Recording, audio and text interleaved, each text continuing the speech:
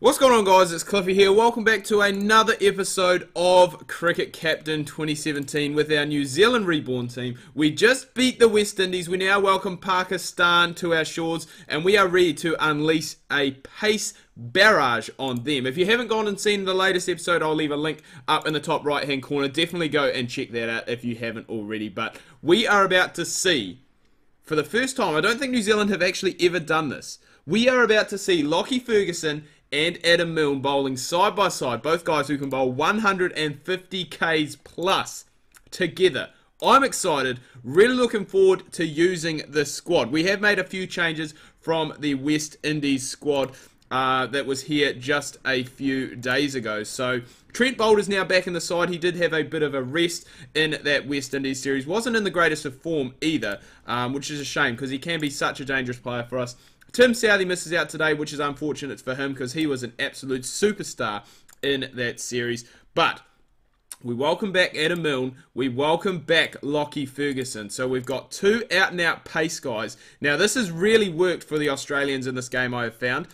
So I'm really hoping that it can work for us here today too. We do have Jimmy Neesham coming back into the side. He is in place of Colin de Grandhomme in that all-rounder spot. No space for Mitchell Santner today, the spinning all-rounder.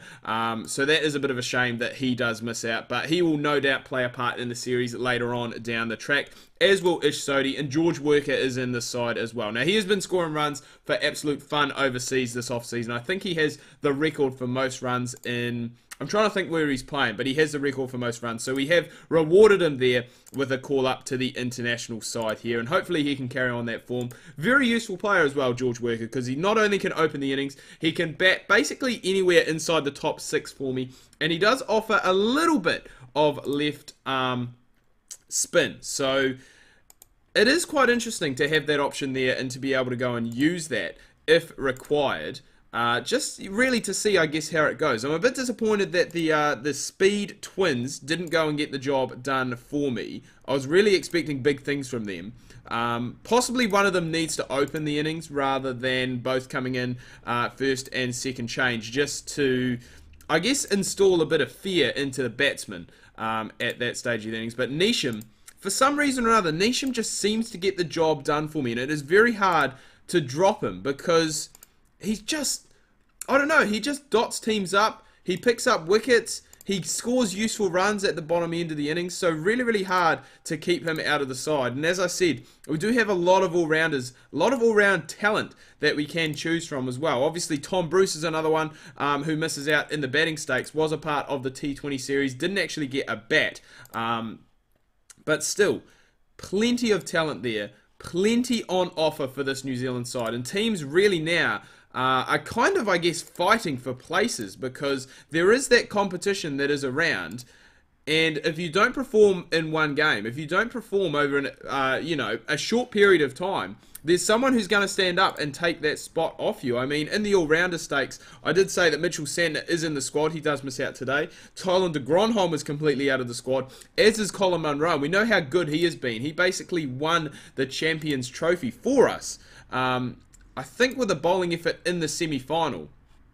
So it does show that there really is no room for complacency in this New Zealand one-day side, that basically anything can happen. You can be in the side one day and then you'll be out the next. So you do need to perform consistently. So I'm really hoping that that will bring the best out of the players and that they can go and contribute very well to the side in all three formats, all three assets. You know, you can't just go along and do one or the other. You know, you have to be a decent fielder. If you're an all-rounder, you have to be doing both. And Ferguson, for me, has been a little bit disappointing today. He has been expensive, which is a shame. Adam Milne's been good. I've been happy with him, but a bit disappointed in Lockie Ferguson. Obviously, the pace twins not really working the way I would have wanted it to. But then again, Pakistan are just going and putting on a clinic here with the bat. And I did talk about this in the last episode as well, that things for this New Zealand side at the moment just don't seem to be clicking right into place.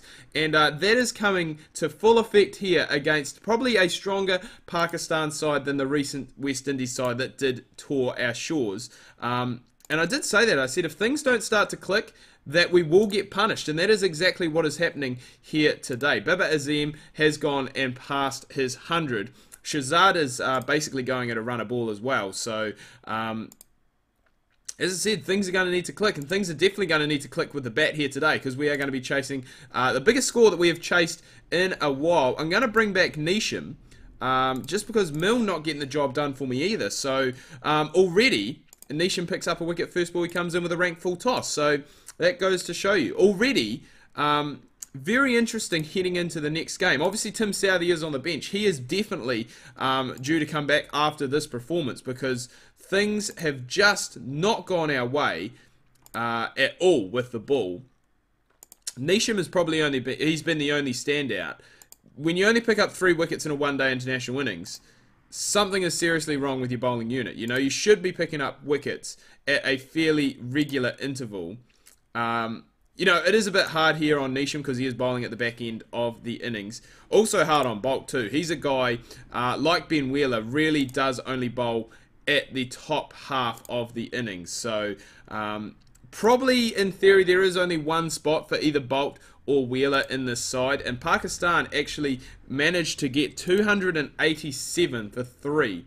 Baba Azim with 126 not out. And it is going to take a very strong effort here with the bat from the Kiwis. Tommy Latham, I'm looking at you. You've had a pretty lean spell as of late with the blade. Been very good with the gloves, don't get me wrong. He has been exceptional behind the stumps. But if he's going to be in this one-day side, he needs to bring some of that form with the bat as well. Otherwise, again, as I hinted in last episode, it could possibly pave the way. We do have a lot of all-rounders in this side. We can shuffle things around quite comfortably. Otherwise, it could pave the way for someone like a BJ Watling or a Tom Blundell, who is very solid with the gloves. Probably a better, you're probably a better keeper than Tom Latham. I think Tom Latham is definitely just a part-timer in this New Zealand side, and it's just the way it has really lined up, I guess, at the moment. With Ronke retiring, that, you know, we did just need to bring someone in, and Tom Latham has opened. When he hasn't had the gloves, he's been very good for us, very consistent. And Amir goes straight through Guptill. So he's gone for 29 off 21. So he's got us off to a good start, but really would have liked to have seen him try to stick in if he could and really bat through. That is going to be up to Latham now. He is going to be the anchor in this innings, and hopefully players can go and play around him. We do have plenty of batting in this side, you know. Henry Nicholls down at 6 as well. I did forget about him. He is another new inclusion into this one-day New Zealand side. So plenty of batting when you look at Nisham at 7 as well. Ben Wheeler can bat. I think both Milne and Ferguson can give it a whack as well. You know, so we're not short of there. And Trent Bolt, we all know what the Flamingo can do in test matches. I'm hoping he doesn't pull out the Flamingo here today, because that would probably just give me a little bit... Well, it would get me very nervous, to be fair. Tanveer in now. This guy, Tanveer, has been bowling exceptionally well in the CPL at the moment. I think he took... Actually, I don't think. I know he took 5 for 3 in 4 overs, which... That is absolutely crazy. Like, when does that happen? When do you, first of all, only go for 3 runs in 4 overs? Like, that is crazy. When do you take 5 wickets in a one-day international? It does not happen very often. Sorry, in a 2020, not 2020 international, 2020 domestic game. It doesn't happen very often at all. So it is... I guess it shows the class of his quality, and why he is still not, I guess, in contention for Pakistan is beyond me. I guess he's one of those players who is getting on in age now. They have brought in, I guess, quite a few new players, and they do have a lot of new players that are coming in and really standing up. Another one that is taking part in the Caribbean Premier League at the moment, I think Shahib Khan, who is the young leg spinner for the Trinbago Knight Riders. I guess all-rounder, because he has played some good innings with the bat as well. So look out for him. I think he has played a handful of... oh, that's gone down. Whew, that's lucky. He has played a handful of games for the Pakistan national team as well. So he is a talent to definitely watch out for. One definitely for the future. So it'll be interesting to see how he does manage to go. In the meantime, while we were going and talking about the Pakistan players taking part in the CPL, we have actually gone and lost Kane Williamson. We lost him for 35 off 26. So again, he did a very good job. But Latham, as I said, he is the guy that we want to play the anchor innings.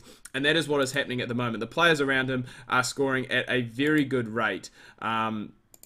which is good. They're scoring at a very good strike rate, which does take the pressure off Tommy as well. And I think that's why, you know, when Guptill gets off to such a good start like he did here today, and even Kane Williamson when he did come in when Guptill departed, and Ross Taylor now as well, it does take a lot of pressure off Tommy to have to go and score those runs at a quick rate. He can just go and play the innings that we know he's capable of. Obviously, a very good test batsman.